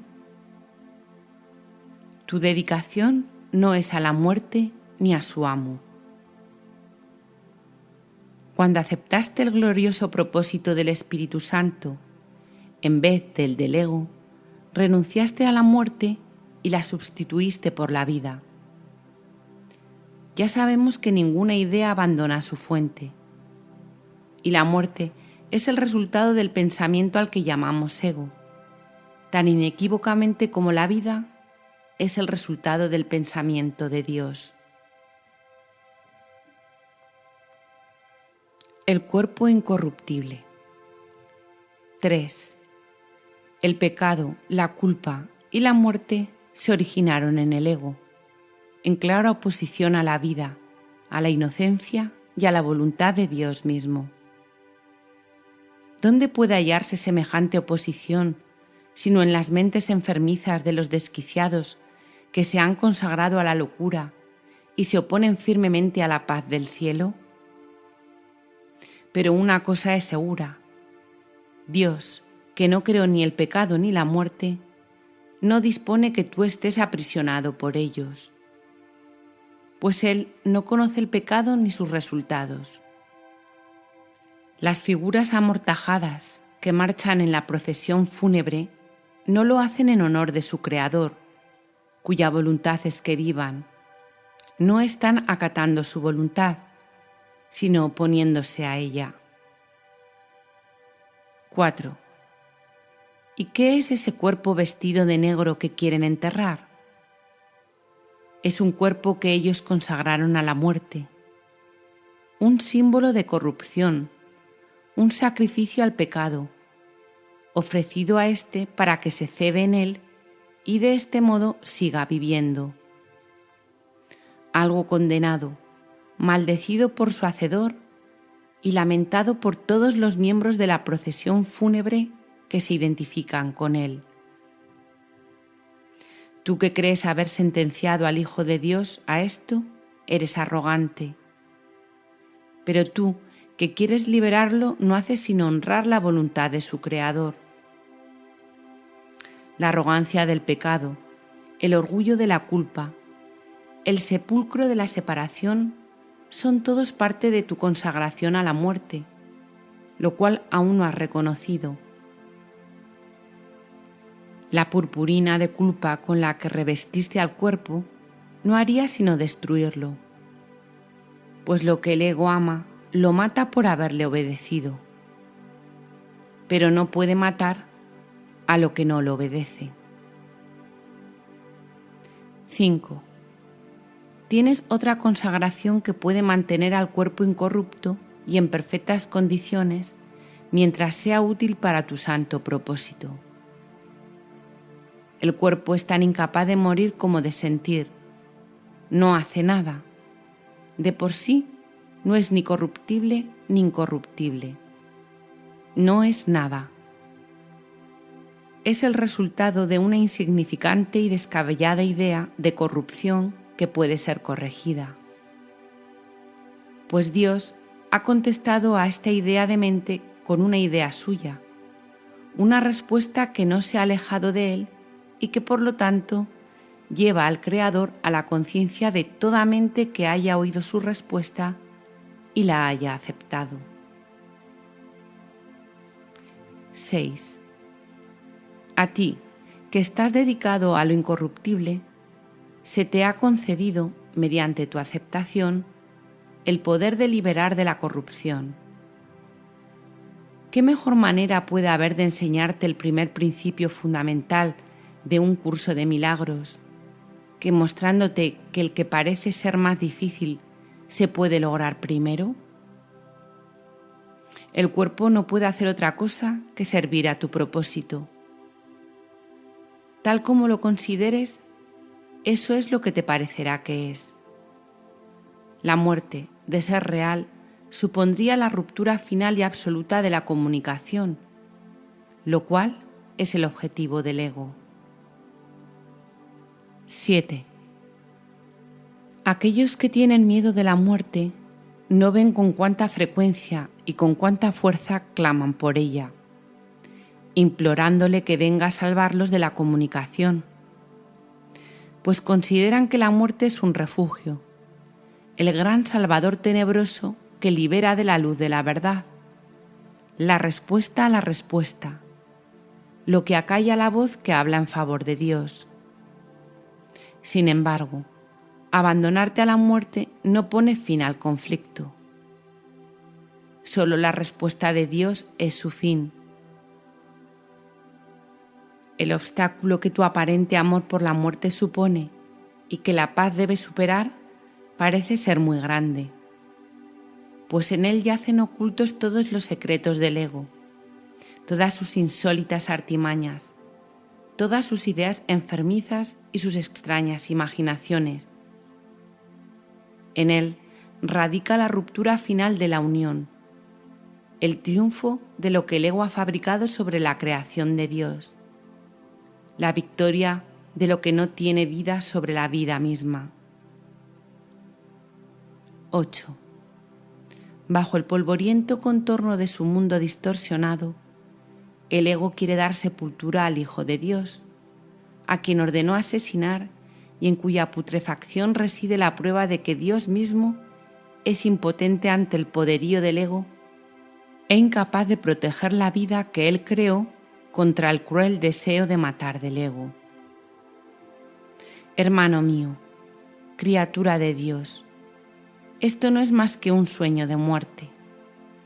No hay funeral ni altares tenebrosos. No hay mandamientos siniestros ni distorsionados ritos de condena a los que el cuerpo te pueda conducir. No pidas que se te libere de eso. Más bien, libera al cuerpo de las despiadadas e inexorables órdenes a las que lo sometiste y perdónalo por lo que tú le ordenaste hacer. Al exaltarlo, lo condenaste a morir, pues solo la muerte podía derrotar a la vida. ¿Y qué otra cosa sino la demencia podría percibir la derrota de Dios y creer que es real? 9. El miedo a la muerte desaparecerá a medida que la atracción que ejerce ceda ante la verdadera atracción del amor. El final del pecado, que anida quedamente en la seguridad de tu relación, protegido por tu unión con tu hermano y listo para convertirse en una poderosa fuerza al servicio de Dios, está muy cerca. El amor protege celosamente los primeros pasos de la salvación, la resguarda de cualquier pensamiento que la pudiera atacar y la prepara silenciosamente para cumplir la imponente tarea para la que se te concedió. Los ángeles dan sustento a tu recién nacido propósito. El Espíritu Santo le da abrigo y Dios mismo vela por él. No tiene necesidad de que lo protejas. Él es tu protección, pues es inmortal y en él reside el final de la muerte. 10. ¿Qué peligro puede asaltar al que es completamente inocente? ¿Qué puede atacar al que está libre de culpa? ¿Qué temor podría venir a perturbar la paz de la impecabilidad misma? Si bien lo que se te ha concedido todavía se encuentra en su infancia, está en completa comunicación con Dios y contigo. En sus diminutas manos se encuentran, perfectamente a salvo, todos los milagros que has de obrar y te los ofrece. El milagro de la vida es eterno, y aunque ha nacido en el tiempo, se le da sustento en la eternidad. Contempla a ese tierno infante al que diste un lugar de reposo al perdonar a tu hermano y ve en él la voluntad de Dios. He aquí el bebé de Belén renacido, y todo aquel que le dé abrigo lo seguirá, no a la cruz, sino a la resurrección y a la vida. 11.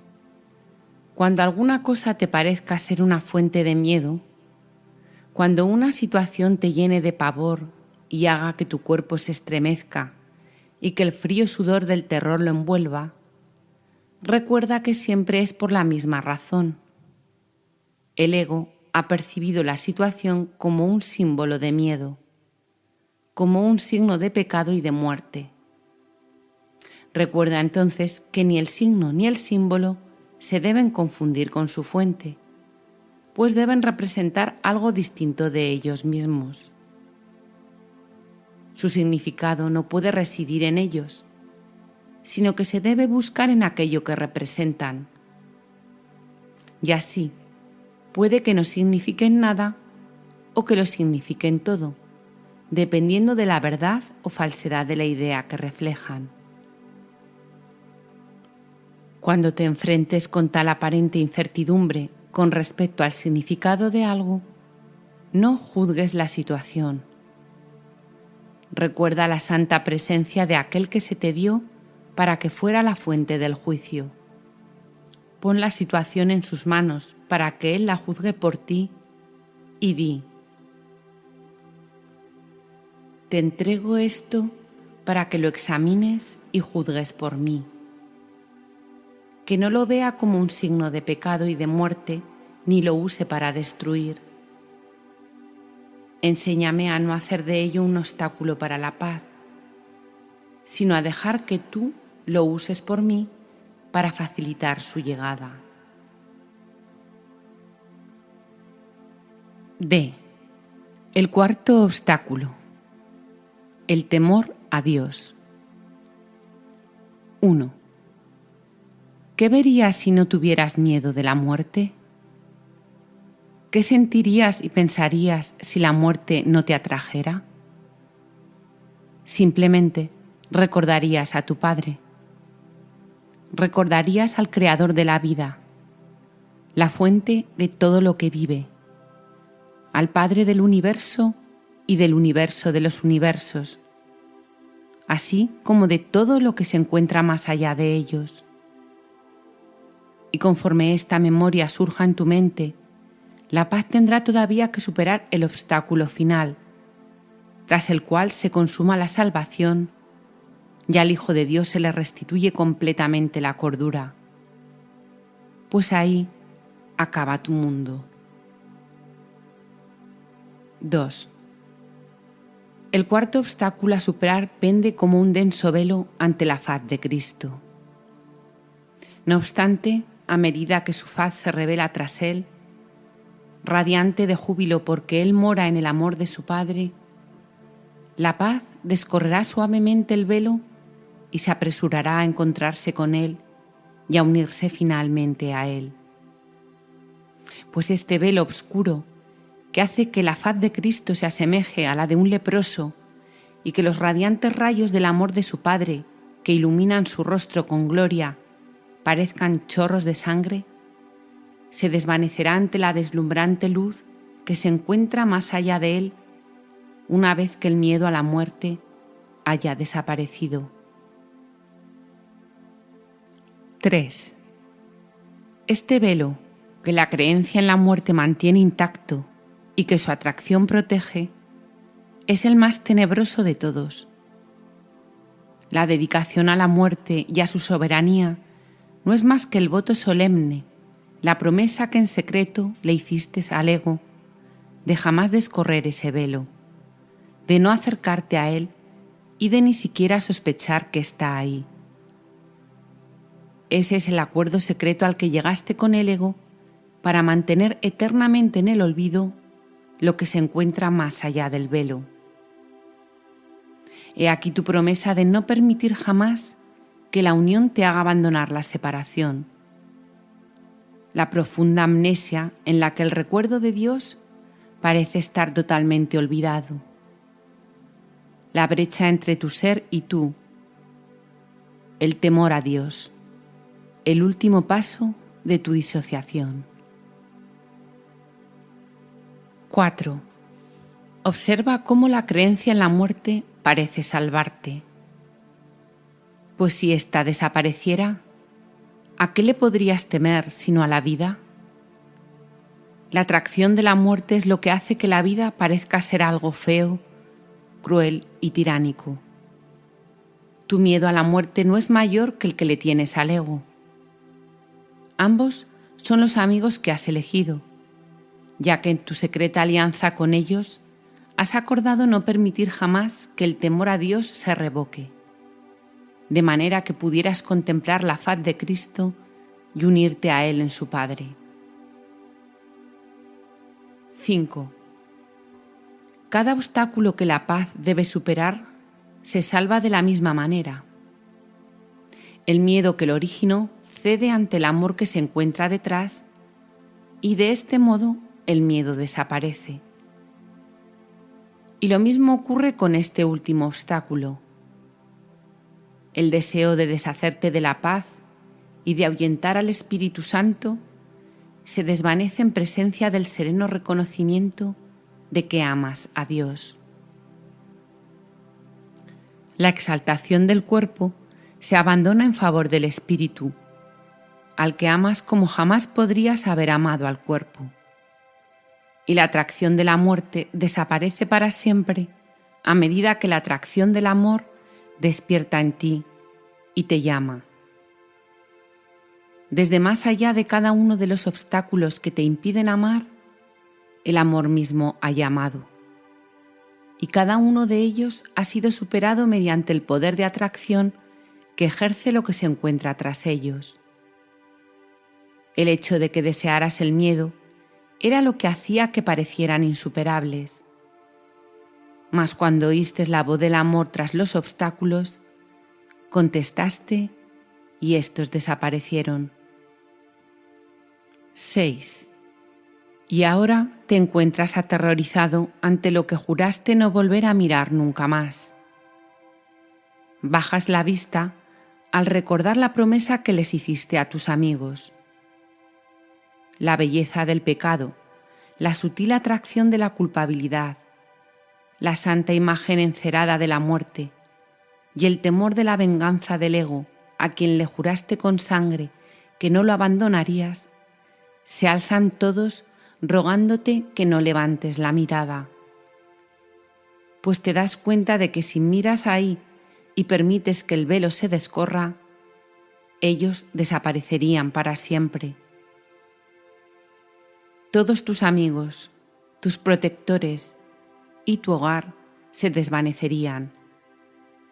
No recordarías nada de lo que ahora recuerdas. 7. ¿Te parece que el mundo te abandonaría por completo solo con que alzases la mirada?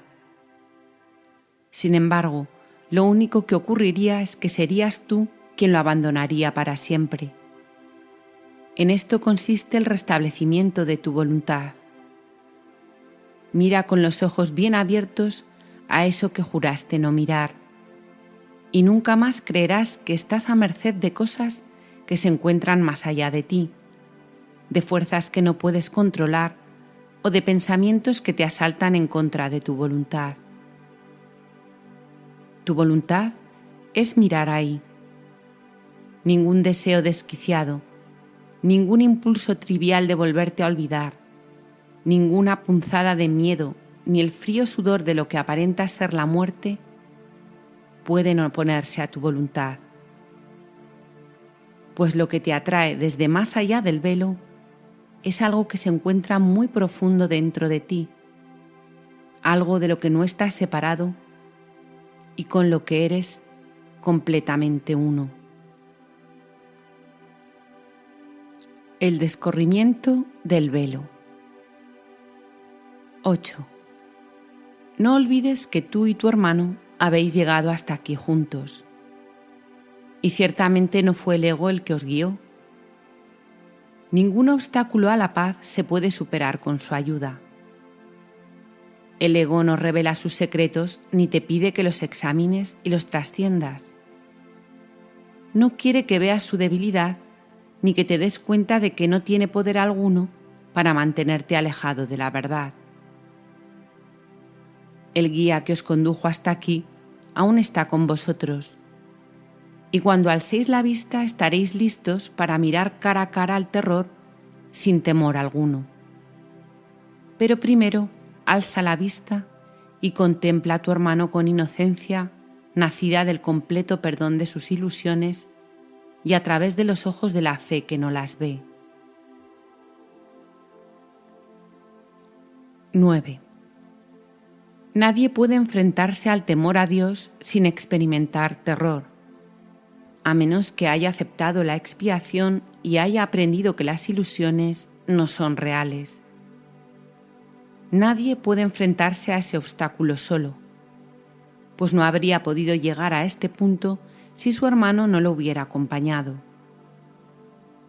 Y nadie se atrevería a enfrentarse a dicho temor sin haber perdonado a su hermano de todo corazón. Quédate ahí un rato, pero sin temblar. Ya estás listo. Unámonos en un instante santo, aquí, en este lugar al que el propósito que se te señaló en un instante santo te ha conducido. Y unámonos con la fe de que aquel que nos condujo a todos juntos hasta aquí, también te ofrecerá la inocencia que necesitas, consciente de que la aceptarás por mi amor y por el suyo. 10. No es posible tampoco enfrentarse a esto demasiado pronto. Este es el lugar al que todo el mundo tiene que llegar cuando esté listo. Una vez que ha encontrado a su hermano, está listo. Sin embargo, llegar simplemente hasta ahí no es suficiente, pues una jornada desprovista de propósito sigue siendo algo absurdo e incluso cuando ha concluido, no parece haber tenido sentido alguno. ¿Cómo podrías saber que ha finalizado a menos que te dieras cuenta de que su propósito se ha consumado? Ahí, con el final de la jornada ante ti, es cuando ves su propósito. Y es ahí donde eliges hacerle frente al obstáculo o seguir vagando sin rumbo, solo para tener que regresar y elegir de nuevo. 11.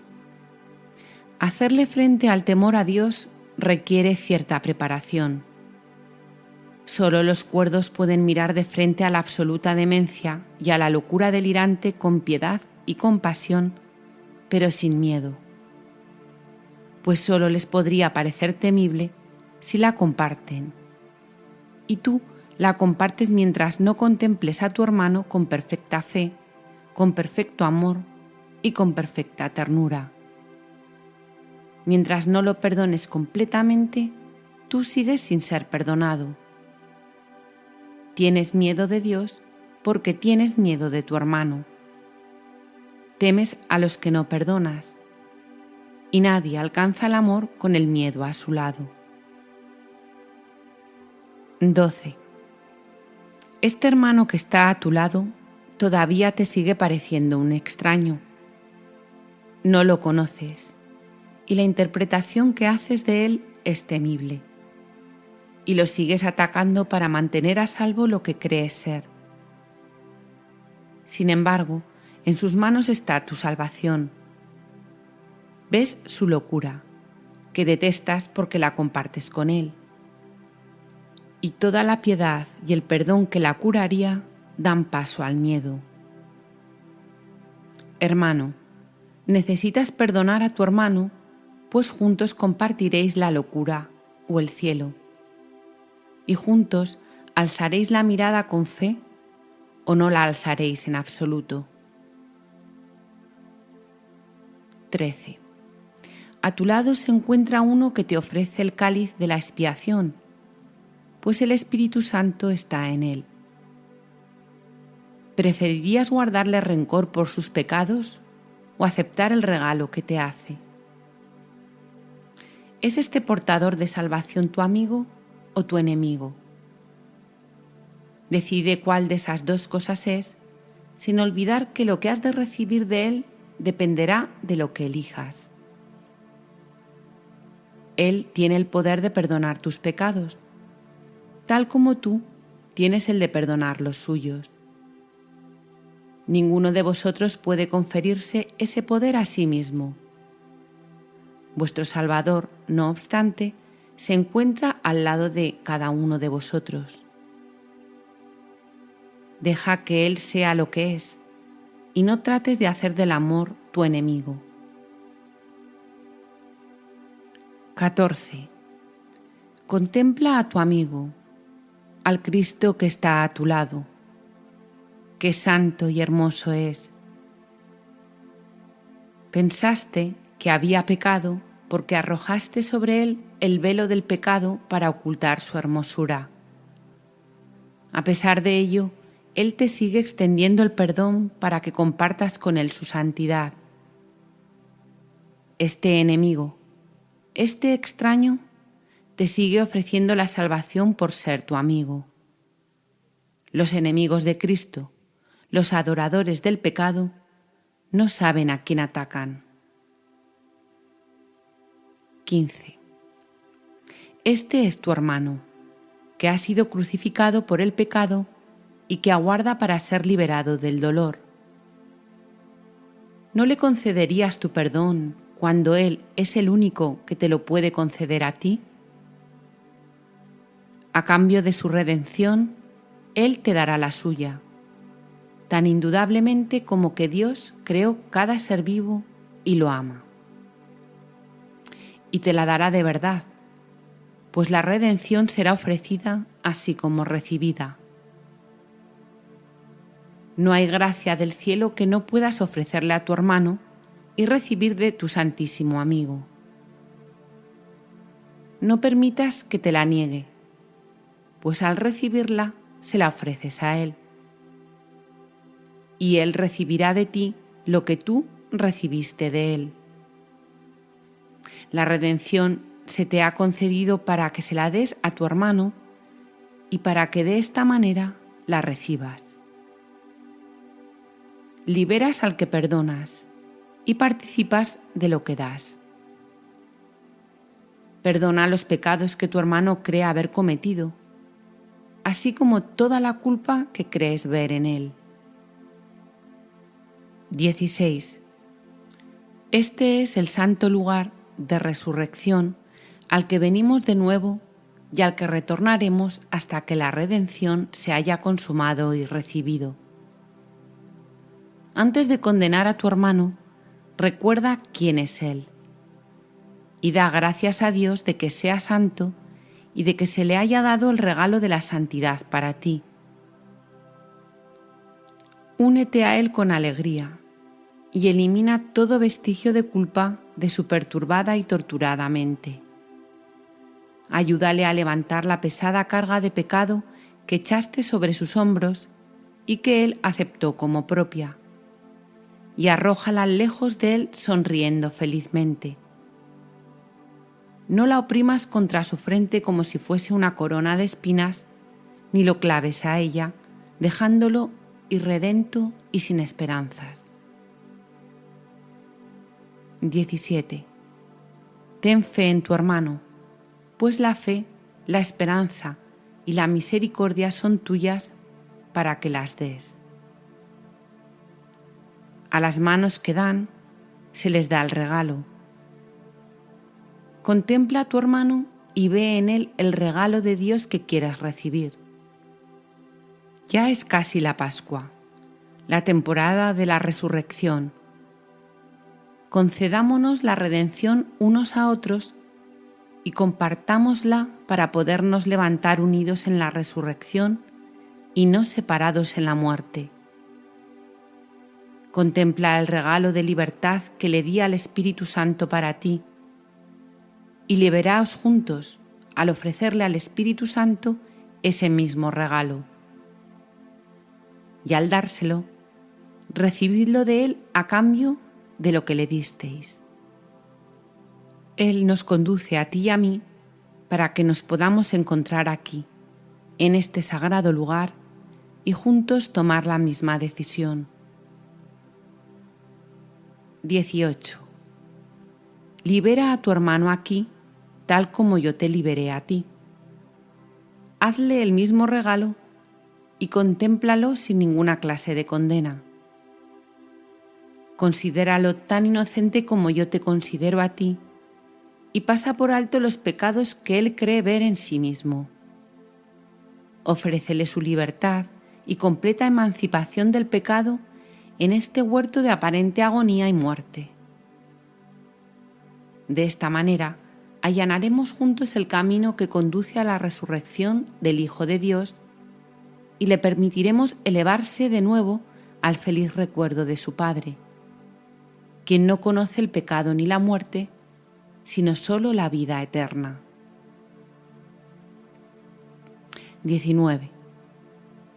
Juntos desapareceremos en la presencia que se encuentra detrás del velo, no para perdernos, sino para encontrarnos a nosotros mismos,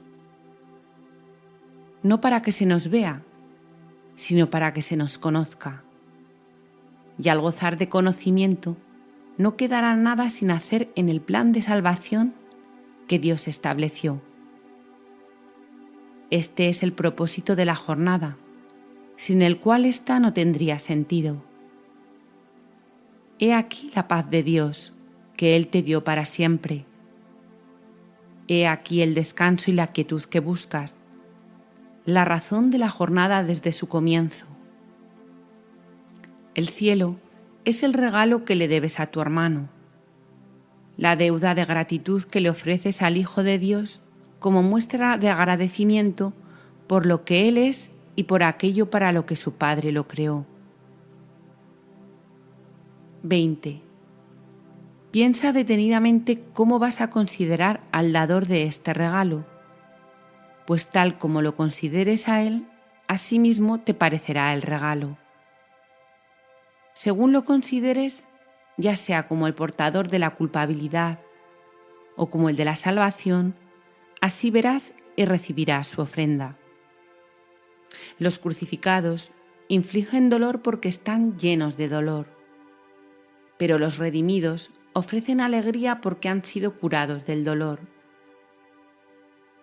Todo el mundo da tal como recibe, pero primero tiene que elegir qué es lo que quiere recibir, y reconocerá lo que ha elegido por lo que da y por lo que recibe. Y no hay nada en el infierno o en el cielo que pueda interferir en su decisión. 21. Has llegado hasta este punto porque elegiste emprender la jornada. Y nadie emprende nada que crea que es insensato. Aquello en lo que tenías fe sigue siendo fiel y te cuida con fe tan tierna y al mismo tiempo tan poderosa que te elevará muy por encima del velo y pondrá al Hijo de Dios a salvo dentro de la segura protección de su Padre. He aquí el propósito que le confiere a este mundo y a la larga jornada a través de él el único significado que pueden tener. Aparte de esto, no tienen sentido. Tú y tu hermano os alzáis juntos, todavía sin la convicción de que el mundo y la jornada tienen un propósito. Mas os es dado poder ver este propósito en vuestro santo amigo y reconocerlo como propio.